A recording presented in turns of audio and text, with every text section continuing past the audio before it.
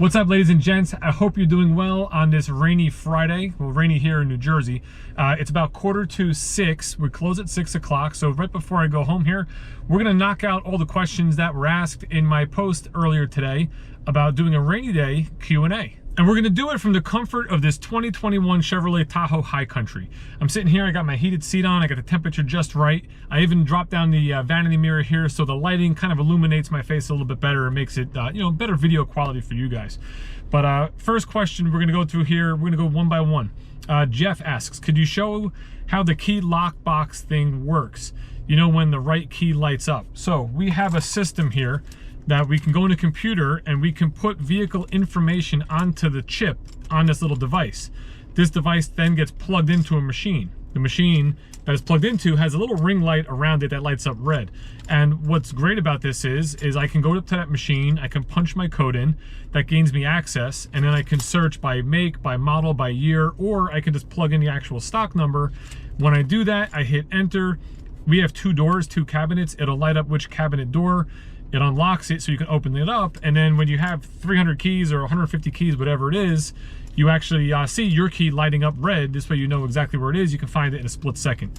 It's really an awesome system. They put it in years ago, and it's awesome. It works great. Prior to this, we used to have big plywood boards on the wall with nails, and you would have to put each key on a hook and keep them in number order, and it never ended up that way. It was always kind of a lot harder to find the key you were looking for.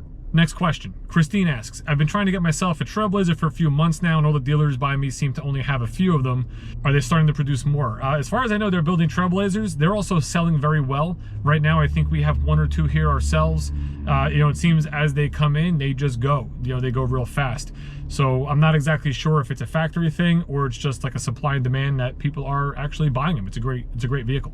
Ray, hey Ray, how you doing? He asks, can someone get a better deal on a used car price on a rainy day?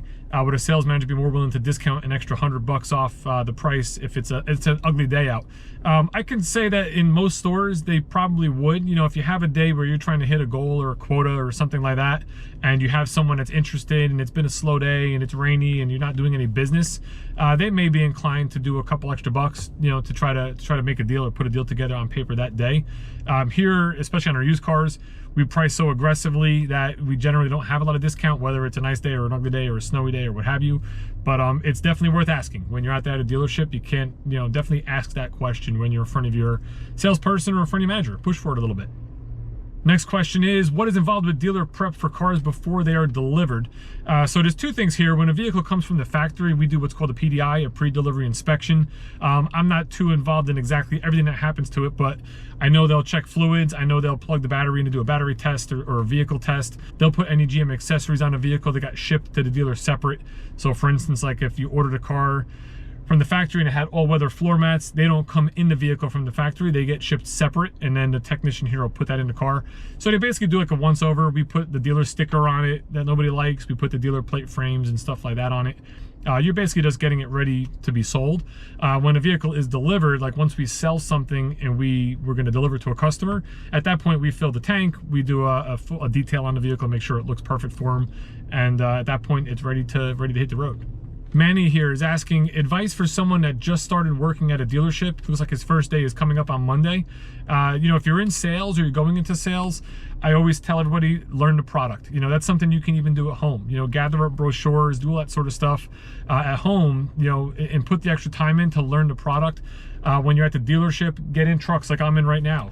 Play with everything, Bluetooth your cell phone, learn how all the buttons, knobs, everything works. This way, when you do get in front of customers and they ask a question, you know the answer. You can basically answer it. If you don't know the answer to the question, never lie about it, never fake it. Just tell them, I'm not sure 100%. I'm new, I just started, but let me find that answer out for you. You can always ask someone that'll give the answer. Another thing I did when I first started was I would listen to salespeople in their desks. So, we have desks and cubicles set up. I wouldn't obviously be seen. You sit in the next desk, or you find a way that you can kind of eavesdrop in a sense, where you can listen to what's going on and how they're interacting with their clients and what the clients are saying. You pick up a lot of information and a lot of sales technique that way. So definitely just listen to your surroundings and be willing to learn, depending on the dealership and the sales culture and what what they're going to expect of you. You're going to have to adapt, to that style and learn as much as you can and don't be scared. Just be yourself, have fun, and you know, you'll sell cars. All right, next question. Richard asks, do you ever have warranty repair issues that customers contact you about? It happens all the time. You know, you're, as a salesperson, you're sort of the point man. You're the contact person for that customer, and you want to be. You want to make sure that you are there to help them with whatever issues they have, even if it is like a service issue or repair issue. Now, in most cases, we're going to then get an appointment set up with service, or we're going to forward that call to someone that can answer it. But for the most part, I love being the contact person for my customers, good, bad, you know, whatever it may be.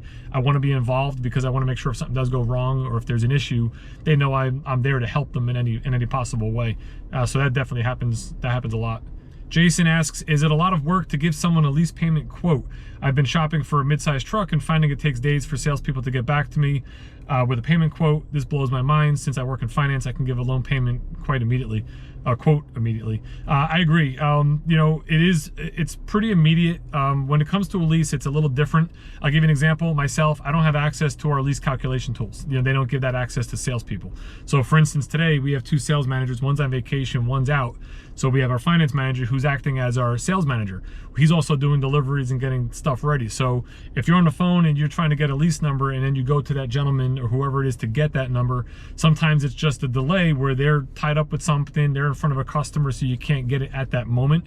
You know, then 10-15 minutes later, you may get a customer on the lot. Now I go out in the lot and I'm selling the car for the next 2-3 hours. You know, then you come back in and you have 2 voicemails, 3 emails, and you're going back to other quotes. So unfortunately, it is a business where stuff can slip through the cracks pretty quick. Leasing seems to be the one main reason, because not all salespeople have access to calculate those exact lease payments. I'm pretty good at doing roundabout numbers based on lease ads and what I know based on deals I've done, like an Equinox lease. Like I know where the LT's lease out, I know where the Premier's lease out, so I can kind of give a range. And if that range is satisfactory to a customer, you kind of move forward from there until you're here and you pick out the vehicle and we can get real exact. But that's probably why, just lack of having the ability to do it right there on the spot, you know, on their own computer. Anthony Franco is asking, any words of advice for someone starting out in auto sales? Just to kind of add to what I was explaining when Manny asked the same type of question. A couple of things I do. I don't worry about how much money I'm making on a deal. You know, a lot of people focus on, you know, what are you making? What's the commission? You know, I don't think about that stuff. You know, do what's right for your customer. Treat them the way you would want to be treated. You know, be honest, be upfront, give them the information you want.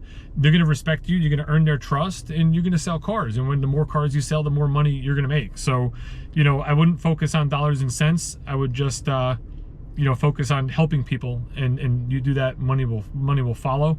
Also, be yourself. Don't try to be somebody you're not. You know, just be your own person. One of the best pieces of advice I ever got when I was working for actually Trust Company Bank way back in the day, I was starting in sales, meeting business owners and stuff like that. I was 22 years old or 21 years old, you know, very intimidated by the process. And a woman, Carol, that I had worked with said, listen, you're gonna talk to people here no different than you would talk to your parents, your friends, your family on a Saturday night at the dinner table. You know, people are just people. Treat them all the same, treat them right, you know, and you'll do fine. The next question is about commissions. Is it a set amount for each car, or is it a percent of the selling price? For us, it's a percentage between invoice and MSRP. So we get 25%. So if you make $1,000 on a car, you make $250 in your pocket as a salesperson.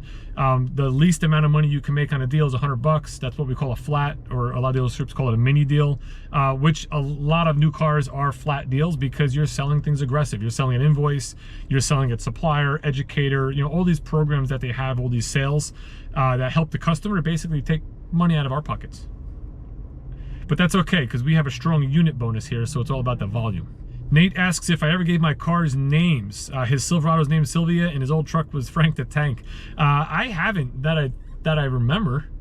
Did I ever have a name for any of my cars? I really haven't. I've never named a car. Next question from Bogdan. This is a good one. With little new car inventory for trucks and large SUVs, do you find you're losing deals? Do people settle for used cars, or do they choose to wait for new inventory to come in? So I just earlier today sold a brand new Chevy Suburban 2021 that should be in before the end of the month or early November.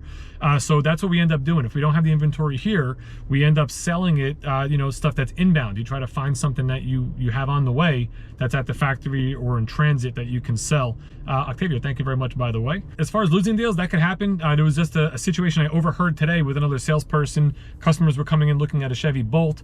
We're sold out. They're very hard to get. They're super popular right now with the deals that they have on them.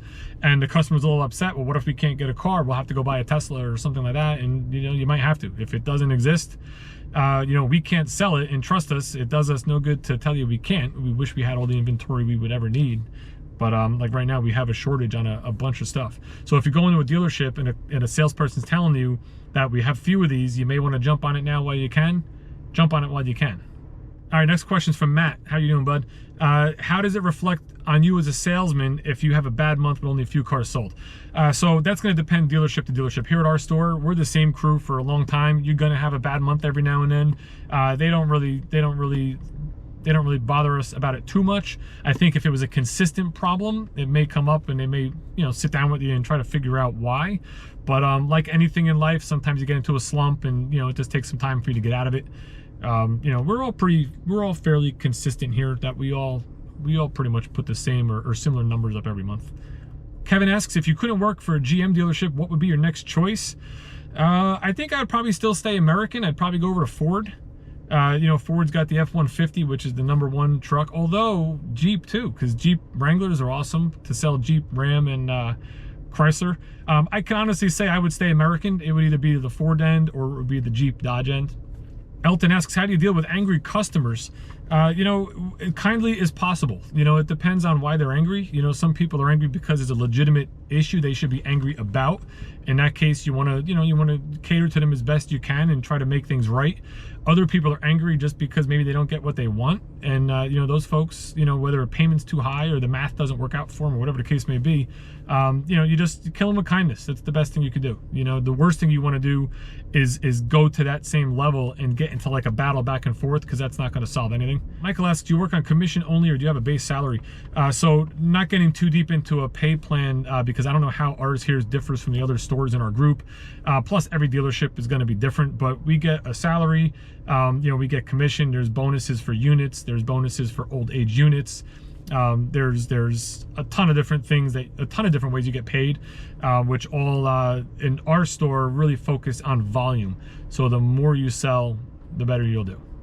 Do you need to go to college to be a salesman? Absolutely not. Actually, I tell you what, if you're not into school, like I wasn't really into college. I went to a 2-year school for graphic design, which I never really got a career in that field. But, you do not have to go to college to be a salesman. Sales is probably one of the best careers you can get into for the highest amount of pay with the least amount of education. It's all on-the-job training. You can make very good money, and, you can do it very young. You can start 19, 20, 21 years old, get into a field like auto sales or any sales for that matter, build your business, and, make nice, easy money going forward.